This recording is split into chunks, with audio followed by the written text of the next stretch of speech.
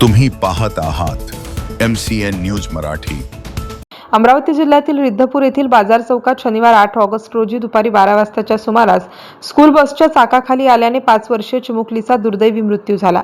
ईश्वरी रवी ठाकरे असे मृत विद्यार्थिनीचे नाव असून ती चांदूर बाजार येथील आनंद प्रायमरी स्कूलमध्ये KG1 मध्ये शिक्षण घेत होती।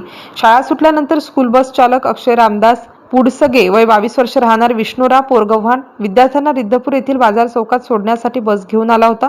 बसमधून उतरून ईश्वरी घरी जाण्यासाठी बसच्या समोरून जात असताना चालकाने बस सुरू केली।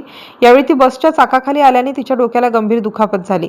घटनेनंतर नागरिकांनी तात्काळ चालकाला बस थांबवण्यास सांगितलं। त्यानंतर ईश्वरीला त्याच स्कूल बसमधून चांदूर बाजार येथील सामान्य रुग्णालयात नेण्यात आलं, मात्र डॉक्टरांनी तपासणी करून तिला मृत घोषित केलं। घटनेची माहिती मिळताच शिरखेड पोलिसांनी घटनास्थळी दाखल होत पंचनामा केला। या घटनेनंतर रिद्धपूर येथील पालकांनी प्रत्येक स्कूल बसमध्ये कंडक्टरची नियुक्ती करावी अशी मागणी केली आहे।